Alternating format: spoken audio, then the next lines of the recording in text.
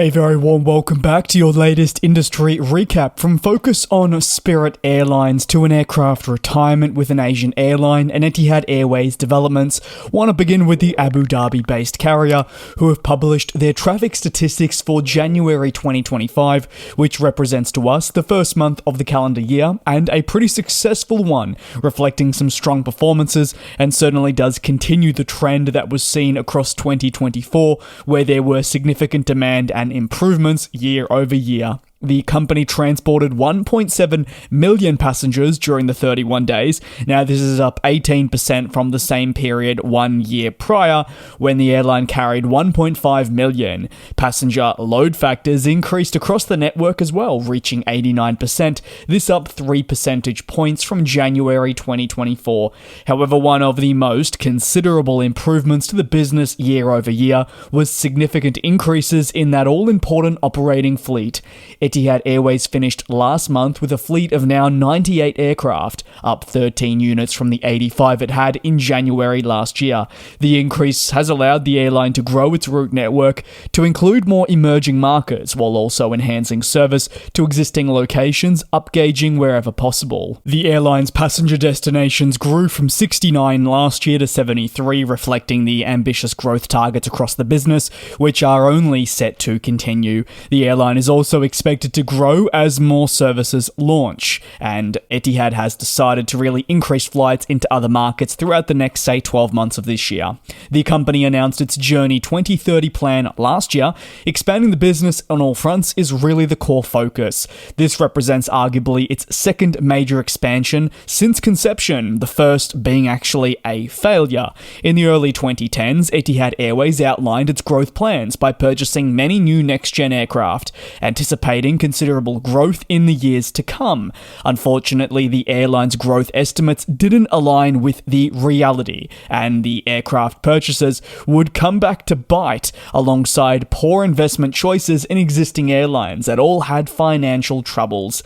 These expansion efforts derailed the carrier to the extent that it was forced to enter restructuring and try alleviating, the mounting pressures. With billions lost annually, the airline will be hoping this doesn't take place once more. However, it would certainly feel that it's way more better positioned to meet upcoming demand and has better investments and better stability alongside more thought into the choices that it is making. Asiana Airlines, they're beginning their integration into Korean Air following the announced merger efforts that are taking place, this will also see a massive fleet composition change. The fleet renewal will see a focus on have more aircraft join the ranks, become leaner and become more sustainable for the future. As a result, Asiana Airlines will look to ship off one of its oldest aircraft, the Boeing 767 series, which has operated for some time, but has always been nearing the end of its operational life. Fleet data indicates that Asiana Airlines has just a couple of 767s remaining in its fleet. These aircraft are the Dash 300 variant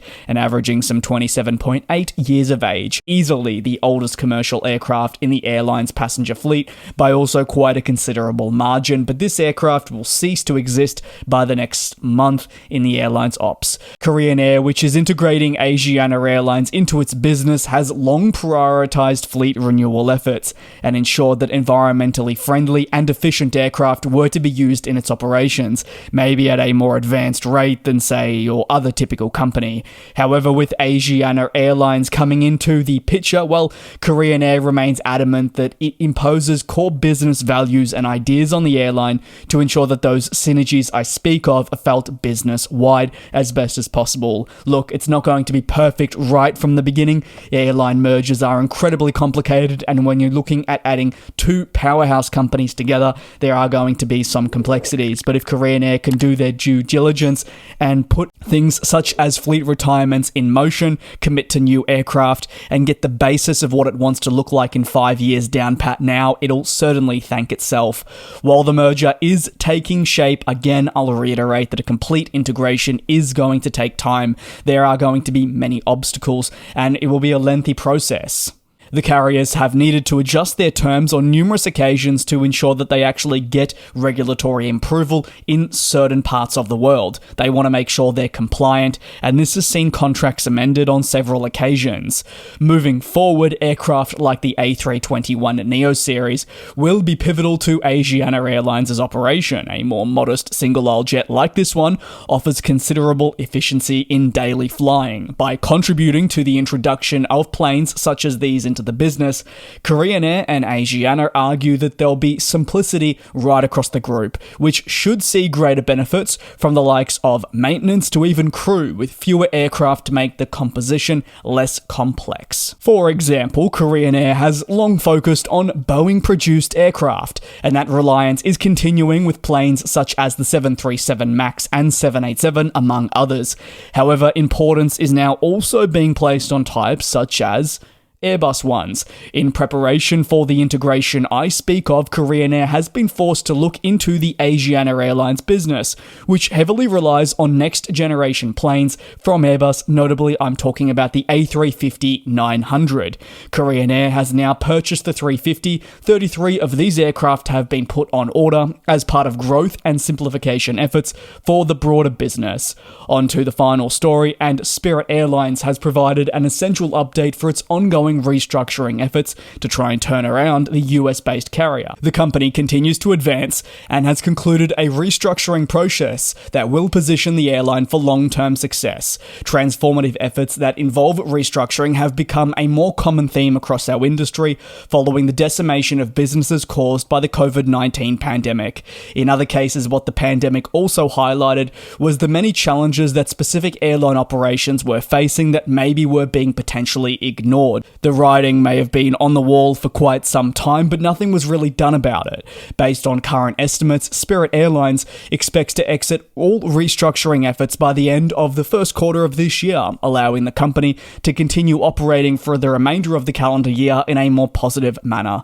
The restructuring process does also follow Spirit Airlines' formal bankruptcy filing that arrived in November 2024, highlighting the challenging but pivotal course ahead with added security. But for an essential pillar, again, of the United States aviation sector, why has Spirit struggled so much?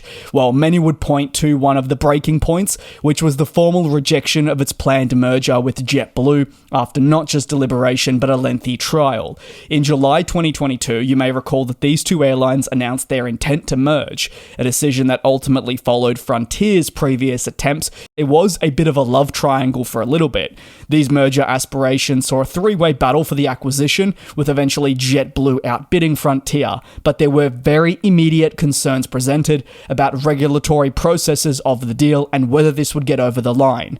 Another challenging part of Spirit's business is the continued battle it has against established but also very successful airlines in the same sector, which offer competition. Across North America, you have many leading airlines looking to take valuable market share away from each other, and they are very well established with solid backing that makes them a force to be reckoned with. Spirit Airlines cites this competition as a reason its losses continue to mount. Furthermore, it cites the oversupply of airline seats across the domestic market and changes in more of your leisure travel as another reason. That being said, they'll be trying to rebuild for the future, emerge from restructuring in a more positive light, and hopefully take on the industry, fighting off competition and cementing their place where they believe they are destined to be located. Thanks for watching. Take care, do be safe. Leave your thoughts down below in the comments. I really appreciate the support. And we'll fly.